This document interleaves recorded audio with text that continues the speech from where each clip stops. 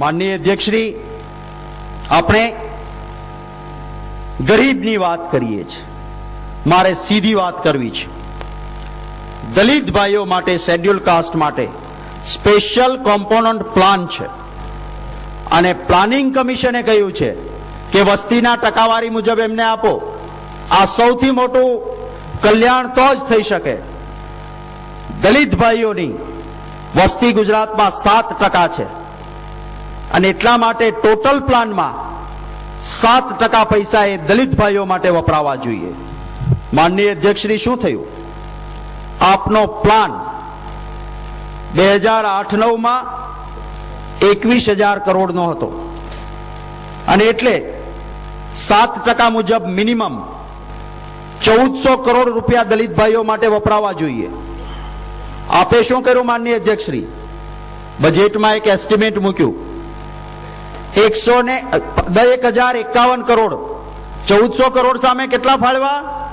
માત્ર 1,051 કરોડ. અને વર્ષના અંતે વાપર્યા કેટલા? માત્ર 960 કરોડ રૂપિયા. 7% વાપરવાના હતા, 4.5% જ માત્ર, 4.57 એક્ઝેક્ટ ફિગરમાં પડું તો એટલા પૈસા જ વાપર્યા. તો શું આપણે ઉદ્યોગપતિઓના જ છીએ? આપણને પેલો એન્ડ પર બેઠેલો માણસ કે એના તો આપણે ભાષણો જ કરવાના છે, એની ચિંતા કરવાની આપણી જવાબદારી નથી? હું તો કહું છું કે પક્ષથી ઉપર ઉઠીને આ વિધાનસભા ગૃહમાં સત્તાધારી પક્ષના ધારાસભ્યશ્રીઓએ પણ જ્યારે આવું થતું હતું ત્યારે અવાજ ઉઠાવીને કહ્યું હતું કે આ અન્યાય થાય છે, પરંતુ અહીં અન્યાયની ચિંતા નથી. સામાજિક સેવાઓ માનનીય અધ્યક્ષશ્રી, જોગવાઈ કરવામાં આવે છે અને જોગવાઈના અંતે 2008-9માં 64,220 કરોડ રૂપિયા સામાજિક સેવાઓના વપરાયા વગર પડ્યા રહ્યા. આ સામાન્ય માણસને અન્યાય નહીં તો આને આપ બીજું શું કરી શકશો માનનીય અધ્યક્ષ? 64,220 કરોડ રૂપિયા સામાજિક સેવાઓના વણ વપરાયેલા રહ્યા અને આઈ એમ ઓન રેકોર્ડ. શ્રી, આ વર્ષનો હું 5 યર નથી પડતો, હું આપના ટોટલ કોમ્પોનન્ટની વાત કરું છું. 2008-9માં આપે આપેલા આંકડાઓ આ મારા નથી. 64,220 લાખ રૂપિયા તો માત્ર 2008-9માં વણ વપરાયેલા. 64,220 લાખ રૂપિયા વણ વપરાયેલા એ આપના આજના આંકડાઓમાં પડેલા છે. માનનીય અધ્યક્ષશ્રી, કન્યાઓના નામે બહુ વાત થાય છે, કન્યાઓના નામે બહુ વાત થાય છે. 2003-4માં કન્યાઓ માટેની કેટલી શૈક્ષણિક સંસ્થાઓ હતી આ રાજ્યમાં? 2,573 હતી. વસ્તી વધી છે, કન્યાઓ માટેની વાત કરીએ છીએ. ગઈકાલે આપણે કહેતા હતા કે અમે ઇન્ટરનેશનલ વિમેન્સ ડે નિમિત્તે અભિનંદન આપીએ છીએ. 2003-4માં જે મહિલાઓ માટેની શૈક્ષણિક સંસ્થાઓ હતી એ શાળાઓ ઘટીને 2,477 થઈ ગઈ. આ વધવી જોઈએ. એના માટે મહિલાઓની આ શાળાઓ જે છે એની સંખ્યા માનનીય અધ્યક્ષશ્રી ઘટી છે. મારે આપના બજેટના પુસ્તકના કેટલાક આંકડાઓ આપવા છે. કેન્દ્રનો ફાળો આપના જે 2 ભાગ હોય છે, એક તો જે ટેક્સ ઉઘરાવે કેન્દ્ર સરકાર, એમાંથી આપનો હિસ્સો મળે, એના ધોરણો હોય છે, એ પંચ નક્કી કરે છે, એ પ્રમાણે મળે. 1 પૈસા આપને કરવેરાના હિસ્સા ઉપરાંત જેને કહેવાય છે માનનીય અધ્યક્ષશ્રી કેન્દ્રની સહાય અને ફાળો, એ પૈસા મળતા હોય છે. એનડીએની સરકાર હતી માનનીય અધ્યક્ષશ્રી, એ સમયે જે સહાય હતી, સહાય અને ફાળો ગુજરાતને માત્ર 2500 કરોડ રૂપિયાનો હતો. આ ટેક્સના આધાર પર નથી. કરવેરાનો ફાળો હું નથી કહેતો, કરવેરાનો ફાળો તો વધ્યો જ છે. 4,000 કરોડ હતો, આજે 6,600 કરોડ થયો ગુજરાતને કેન્દ્રમાંથી. પણ એ કરવેરાનો છે, જેટલું ઉઘરાવો એના ટકા મળે. પણ એ ઉપરાંતના કેન્દ્રની સહાય અને કેન્દ્રનો ફાળો જેને ઉઘરાવેલા ટેક્સ સાથે લેવા દેવા નથી, એ ભૂતકાળમાં 2500 કરોડ રૂપિયા હતી. આજે 6,431 કરોડ રૂપિયા ગુજરાતને મળે છે. કેટલો વધારો થયો માનનીય અધ્યક્ષશ્રી?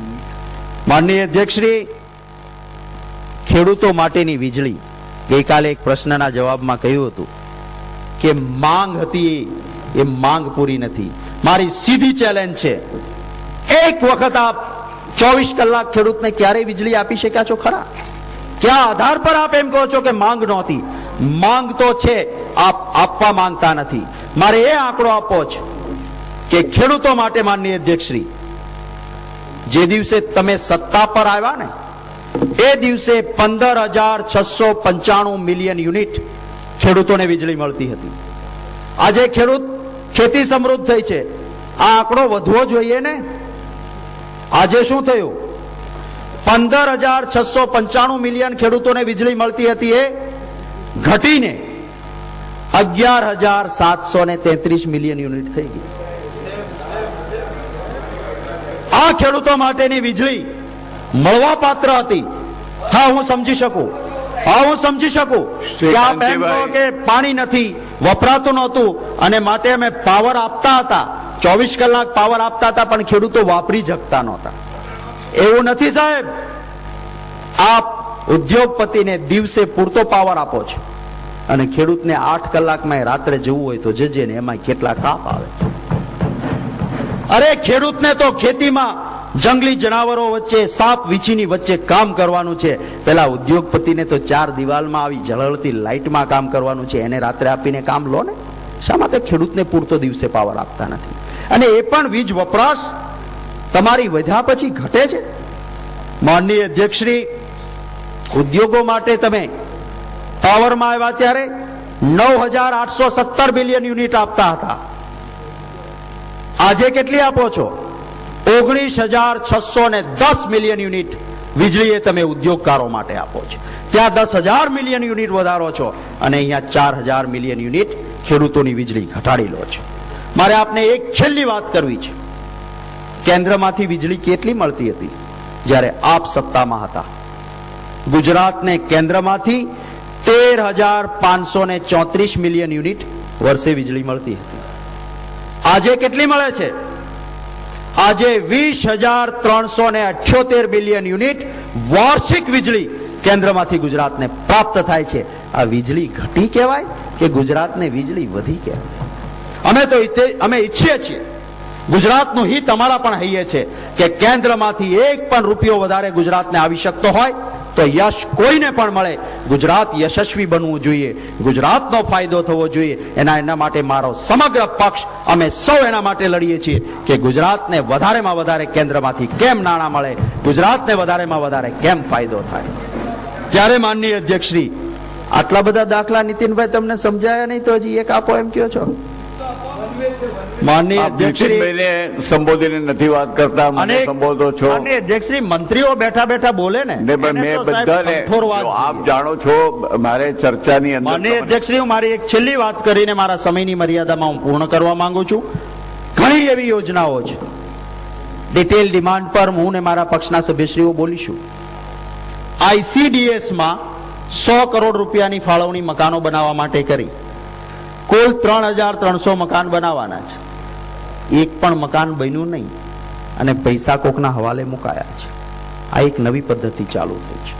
બજેટરી પ્રોવિઝન ક્યાંક કોઈકના હવાલે મૂકવાનું, ઇમ્પ્લિમેન્ટેશન નહીં અને છેલ્લી ઘડીની કંઈ ગોઠવણીઓ આ રાજ્યના નાણાંનો દુર્વ્યય કરી રહી છે. માનનીય અધ્યક્ષશ્રી, રાજ્યમાં જ્યારે નાણામંત્રી શ્રી બજેટ લઈને આવ્યા છે ત્યારે હું કહેવા માંગુ છું કે આપણી લોકશાહી વ્યવસ્થા ક્યાંય કલંકિત ન થાય એની ચિંતા તો આપણે કરવી પડશે. કેવા આપના વિભાગો પરિપત્રો કરે છે? માનનીય અધ્યક્ષશ્રી, 16/2/2010 નો આ પરિપત્ર છે.